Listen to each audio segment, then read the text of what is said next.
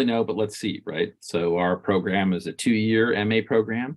It's mostly cued or mostly geared to folks who've had a substantial undergraduate experience with philosophy. They don't have to, you don't have to be have been a philosophy major, but that it's been substantial, which we evaluate in different ways. And that most of our students who are starting the MA program are at least exploring the possibility that they're of a PhD eventually, right? So many of the students, I would say again, most of the students who come to us are thinking, I want to do this 2-year MA degree with a view to going on to doctoral work in philosophy.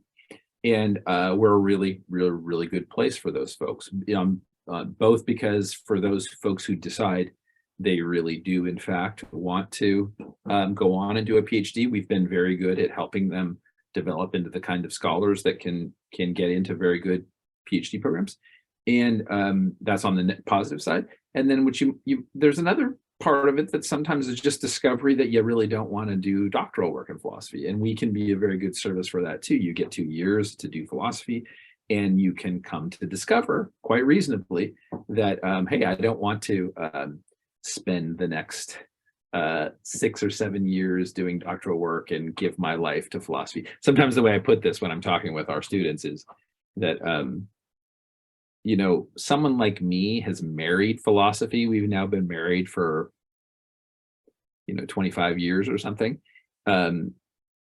What I think of a lot of our grad students in philosophy doing is they've been dating philosophy very seriously, and they're trying to decide whether or not to propose, right? Am I going to spend the rest of my life as a philosopher or not? And our degree is often a really good way to sort of figure out if it's a lifelong commitment or not. And we're very good at being helpful about that. From the standpoint of our the sort of excellences, you might say, of the program, and one thing to keep in mind, it's a hard thing probably to appreciate if you haven't already done a lot of philosophy, but that we're a pretty good sized department. We have 17 full-time members. That's a pretty good number. And we're a genuinely pluralistic department. And what that means is that there is no one core focus that everybody's into, no one style, that there's a broad effort genuinely to be both, for example, the distinction between continental philosophy and analytic philosophy. Both of those branches of philosophy are well represented in our department, and we take them seriously. Or think about the difference between historical philosophy and contemporary philosophy. Again, in our department, there's quite a healthy balance between folks in our department who are interested in the history of philosophy primarily, and those of us who are less interested in the history of philosophy but are at work on issues in the contemporary scene. All of us agree that the history of philosophy is philosophy, and that you can do contemporary work on historical figures. And all of us agree that the best philosophy has to be informed by the history of philosophy. But we have a wide range of different dispositions towards whether or not the focus of our attention is on the history of philosophy or on contemporary philosophical discourse. That's another way in which our department is quite pluralistic.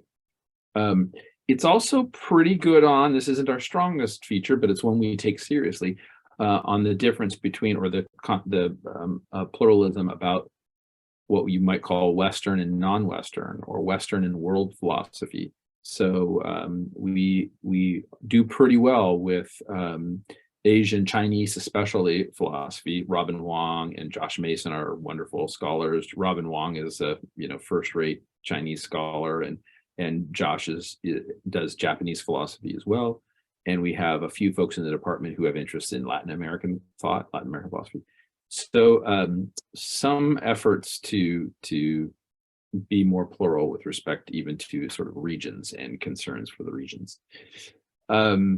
It's not easy to have a department that's pluralistic in these ways, and it means that our graduate students are often coming from lots of different kinds of areas with lots of different kinds of interests. I find that very vibrant and exciting, but it also means that you're bound to come up against ways of doing philosophy and expectations that are a little unusual to you if you were trained in your experiences with continental philosophy, then the analytic stuff's going to be a little bit of a shock to the system, and vice versa.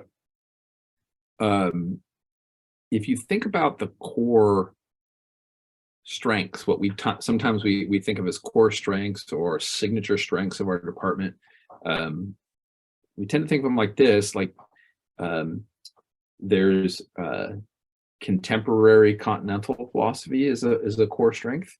And then we think of the history of philosophy as a core strength. And then we think of contemporary philosophy about agency and responsibility and virtue, like virtue theory. Virtue theory is kind of a core thing that a lot of us in the department share a deep concern for, that cuts across a lot of different areas and historical periods. And then history that's informed by the Catholic and Jesuit intellectual traditions. So those four kind of tend to be special foci. So that kind of gives you a sense of like the spirit of the intellectual spirit of our department. It's very pluralistic, but it has those particular foci. Okay, what else can I help you with? So that's the kind of, you might think of that as the big picture intellectual aspects of the department. There are some what you might call them issues about life in the department. Our graduate students generally feel pretty well supportive. They find the community supportive, and we do a lot of things in the department to build a kind of community. That's a good question, Paisley. I'll answer that shortly. Good question about class sizes. We do a few things to kind of build community in the department. So like usually in the fall, we have a faculty versus MA student bowling competition. The students won that bowling competition last year, but we recovered the bowling trophy, the faculty, this year. And then in the spring coming up shortly, we have our graduate student dinner, which is it's a really fun opportunity to kind of reflect on the year. We give out our annual awards and get prepped for graduation for the MA students who are leaving us. And then there's a graduate philosophical society, so a group that runs a set of colloquia for our graduate students to give papers together and to talk together without the faculty around. We tap out and they do their thing. And so there are various other of those kinds of ways in which we're trying to build a community of real support, so that graduate students feel a sense that they're a part of something larger, and that they know people are looking out for them, and the students themselves kind of bind that together. Okay, Paisley, your good question is typical class size, and that's for an incoming class. Usually we're aiming for 8 to 10. It can sometimes be a little larger than that, but 8 to 10 is kind of our sweet spot, where we think of like what that means is that if we're bringing in 8 to 10 students in each group, and then people are typically finishing in 2 years, but there's usually a few people who don't quite finish in 2 years. Usually what that means is that there's about 20-ish active students kind of around at any given time. And that's a good number for us. We can support that well. And we've got, for example, we have a graduate library here where our graduate students kind of hang out, and in 20 active students keep that place vibrant, but not too crowded. So people feel like they have enough room, and they get access to the faculty that they want to have that they want to have access to. So yeah, 8 to 10. So like right now we have about 21 or 22 active students, and then we have a group right now who will be graduating in the fall. So I think we're graduating 6 or 7 of our MA students, and that's about the size we're aiming for.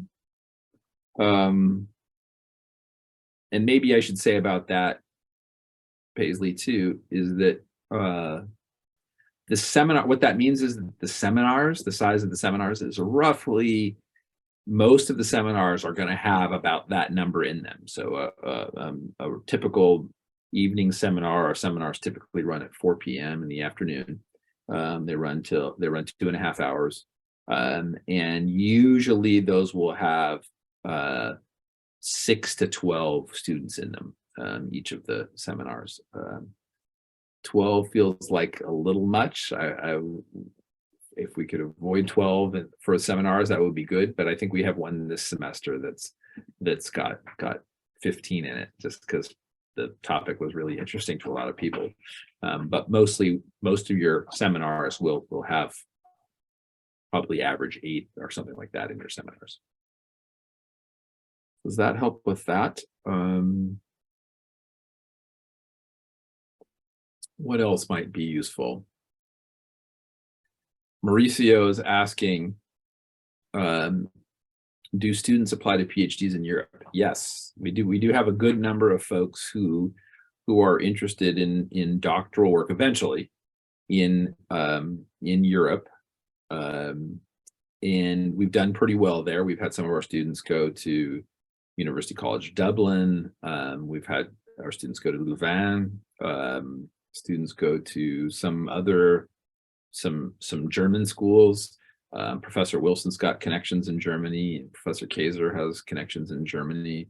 Now we have Professor, it's funny, like I just call her Marcela, Professor Garcia Romero, who's fantastic. Mauricio, you're going to love her. She fits right into your interests.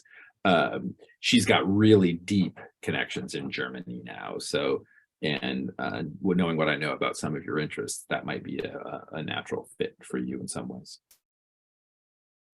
Does that make sense? So follow that up, Mauricio, if you need me to. Yeah, you should be excited. If you come to us, you've got a good batch of people who are interested in the kind of things that you're interested in. So it would be cool. Let's see, Paisley, you're asking, are there any TA-ships that students enjoy, and what's the criteria for selecting students to be TAs? Really good question. We've got a program right now that's getting some new life in it that works like this. If you want to do some teaching for us while you're here, you can make a little bit of extra money by teaching for us. And the way it works is that in the spring of your entering year, so if you came, say, in the fall, then next spring we offer a seminar called Teaching Philosophy. It's a full semester course. There's a great deal of philosophy in it, but there's also a lot of developmental work that we do, helping people think about their pedagogy and teaching. And then if folks take that class, then we teach a class now for the psychology department here at the university. It's a critical thinking course, so it's kind of a baby logic, but it's designed to help. Especially, we have a big psych major, so we have a bunch of psych majors who have a course requirement in critical thinking for psychology. So our graduate students, will be teaching sections of critical thinking. So this course in the spring is designed to help our graduate students get ready to teach that course in their second year. And if you take that teaching seminar course, and you do well, and the person who teaches that course recommends you, then you can teach a course on your own in your second year. And that's on your own. So that's it's kind of exciting. And then you make, that adds maybe $7,000 of income that you would get for teaching that course for us. So that's kind of a nice thing, and it gives you a chance to make a little extra money. But it's also, philosophically and pedagogically interesting too. Also, and maybe this is related, just so that everybody's on board here with how the funding works. So what happens is we have some tuition grants available to us. The institution gives us some tuition grants that we can then offer to our incoming students to pay down tuition costs for them. And it varies between $5,000 and $9,000 a year. And so when someone gets accepted with us, eventually they'll get a funding offer too, in which we will say how much we would be willing to offer them for tuition grants, and if there are any graduate student assistant positions that are available, that those could be available to students as well. We wish, of course, that we were in the position that we could fully fund all of our students, so that they wouldn't have to pay any tuition. That's what we really do all wish, and we're trying to find ways to continue to find monies to do that. But we're not there yet, and so it's a little bit costly, right? And as you know, Mauricio and Paisley, you can probably guess, it turns out that where we're located here in Southern California is kind of expensive. And so we recognize that cost can be a real burden. There's the tuition cost, and then there's what it would cost to live in and around LMU. We don't have any particular ways of offsetting those costs, which is another bummer that we have, but that we're continuing to try to address. But for now, that's why it's so expensive. How's that so far?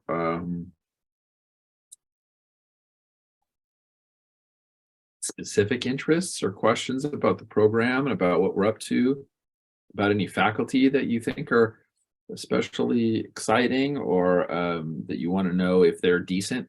You see someone on, you click around the website and you see somebody who's interested in things you're interested in. You're like, oh, that's an interesting person. One thing I can report to you is that for anybody you find on our website that looks to you to be interesting, here's the good news. Each one of those people is a pretty decent human being too. They're enjoyable to be around. They're happy to help you. Everybody in our department is enthusiastic about helping you to develop. So we have no, what you might call, dead weight in that way. There are departments, right? There are programs where there are people who are really great at their research, and they're very visible because of the quality of the research. But if you went there and wanted to get their attention to help you, they'd be indifferent to you, right? They just wanted to work on their research. That's not how it is here. It turns out everybody is pretty eager to be helpful to you, which is a really good thing. Dr. Speak. Hey, good to hear your voice, Mauricio. Yeah, how you doing? I couldn't hear you at the beginning, so I muted myself, and oh, shoot, with my headphones. It was my headphones. Okay. I said really, really important things. They're probably the most important things you could have heard, and so you're pretty much lost now. Maybe next year. Yeah, exactly. Just curious because of the Latin American. Yeah. Are there going to be classes on that? About Latin American philosophy, mm-hmm. in particular? I would love for us to offer a Latin American philosophy course. We don't have one scheduled for next year. I do know that. But if you came, Mauricio, maybe we'd find a way. We could use that as a you and have you met Nelson Peralta? No, not yet. Oh wait, Nelson's called. I think Nelson's finishing in the fall. The name sounds familiar. Yeah.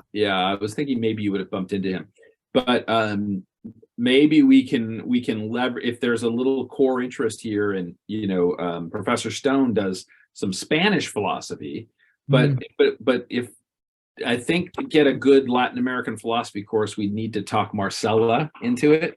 Yeah. But I think we might be able to do that. Yeah. Oh, that'll be pretty cool. I got interested with the comment. Say that again. I got pretty interested with the comment because it's not super common to I feel like find classes on that, or even just people who are. That's right. That's right. Yeah, I think that's true.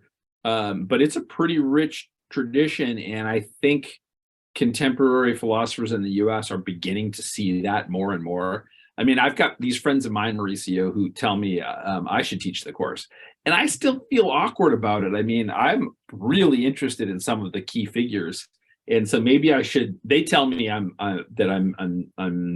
being stupid, that I should do it, and it shouldn't matter that I'm a white dude. But it still feels to me a little bit like, I mean, I could do it if, but maybe this is it. We really wanted to do the course, right? And we asked Marcella, and she's just too busy with other things. Then maybe I could talk myself into doing it and not feeling too bad about it. But yeah, and I think it's fine. It's like if my interest will be right to like teach German, then you have a Mexican teaching German. exactly. That's Similar. exactly right. Yes, that's right. And I've got no problem with it for sure. I can feel like I'm stepping on, again, if Marcella wants to do it, then I think that's a done deal. If she doesn't, and I do have enough interest in this, and my friends do keep pushing me about it. They're like, "Come on, you know enough. You should teach Latin American." Yeah, I think it could be beneficial. Yeah. I do too, but it's, I don't know. There's something about. I mean, my Spanish is bad, so it's like Maybe a Mexican TA or like a Latino exactly. TA. That's what I need. That's And exactly then right. Yeah, that's right. But it would be fun to generate some energy for some Latin American philosophy for sure. Okay, Paisley has asked, is admission to the program for fall 2023 closed? No, Paisley, it's not. Today, it's kind of a weird day to have this open house because today is officially the deadline for applications, but don't let that be too much of a distraction, Paisley. The applications will remain open. It's just that here's the one caveat is that very shortly with the applications in, I'll begin making decisions about funding, about how we're going to spend our grant money. And when that money gets spent, that money gets spent. So if you're interested still in the fall, you don't want to wait too long on getting your application in, because I'll be giving out our awards money as things go. So I don't want you to get behind on that, right? So sooner for your application is better, so that you're in the immediate competition for the awards funding. None of that keeps you from applying at any point. It's just that I'd want you to be able to compete for the funding as well as you could. Does that make sense?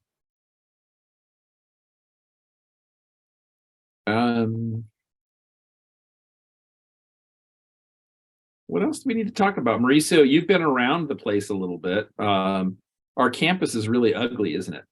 it's amazing. It's amazing, right?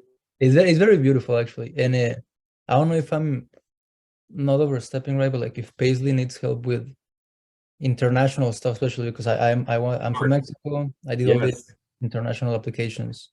Very nice point. Very nice point. And Mauricio, how hard has that been for you to sort of work around the international stuff? It's not super hard if you get accepted, because you have the background of the support of the university. Yeah. But it's definitely like you need time. You have felt that when you've had to deal with issues about your international status, that the university itself has been pretty good about it?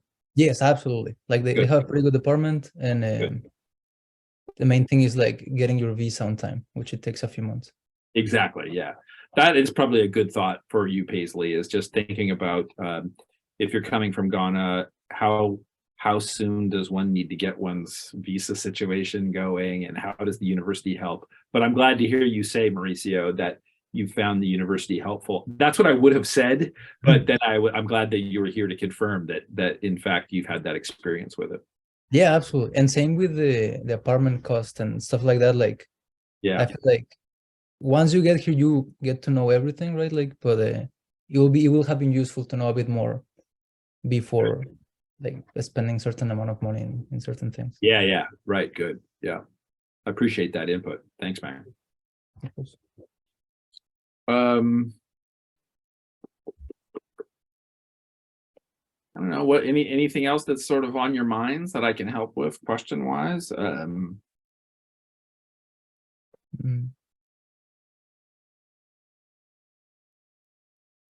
I think I'm good. I was just more curious for any extra information, but I've been Yeah, you're obviously pretty well informed, Mauricio. Yeah.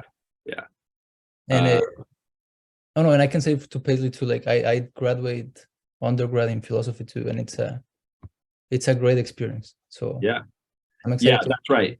Paisley Mauricio was an undergraduate student of ours, so he knows the place a little bit already. So yeah, and it was a good experience for you, right? You liked Absolutely. being around LMU, yeah, right.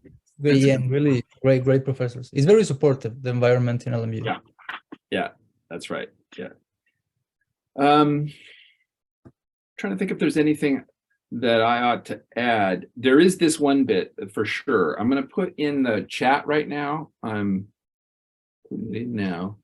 I'm putting in the chat a Zoom link. So this is kind of a cool thing. So tonight it's at 5:30. So it's 5:30 here, which is an hour from now. Oh shoot, Paisley, where does that put you? What time is it right now in Ghana, Paisley, if you don't mind me asking? It's probably not great timing, but 11 p.m. Oh shoot. Okay. Well, I've dropped that link into the Zoom. You decide if you're a night owl. At 5:30 here, so an hour from now, some graduate students in our school are putting on this panel discussion of this is the topic. The topic is taboo dinner conversation, sex, religion, and politics, where one of our graduate students in philosophy, Lily, I don't know if Mauricio, have you met Lily Spiritos? No, not yet. She's great. So grad student in philosophy, a graduate student in yoga studies, a graduate student in theology, a graduate student in bioethics, and a graduate student in, maybe that's it. They're having a panel discussion on these taboo topics where they're each of them is talking about the taboo from the point of view of their discipline. So Lily will be talking about it from the standpoint of philosophy. Someone will be talking about it from the standpoint of bioethics, and it's going to be live on Zoom at 5:30. So the link is there. That'd be a cool way of kind of getting a feel for what LMU graduate studies is like. So if either of you is bored in an hour and wants to get a little more feel for LMU's graduate programs, you should check that out. I think it'll be quite good, and you'll meet Professor Brad Stone, who's one of our faculty members in that as well. But you know Professor Stone already, don't you, Mauricio? Yeah, I took his logic class. Oh, you took him for logic. Yeah. Okay, great. Yeah, right. That's great. I'll be there.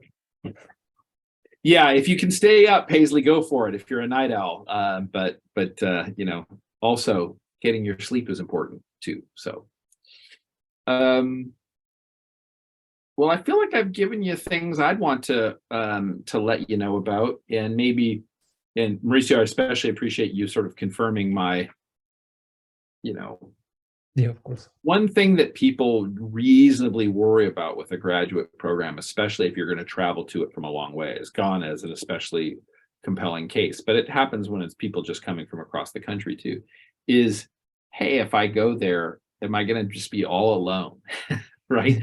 Am I going to be stuck by myself, trying to figure things out by myself? And I do want to communicate that the department here does a pretty good job of trying to build a community that people enjoy being around, and where people are mutually supportive, and people make good friends. They make lifelong friends in our department and in our program, and then when they do go on to doctoral work or whatever they do, they tend to bring along the kind of community and relationships that they've made here over the couple of years.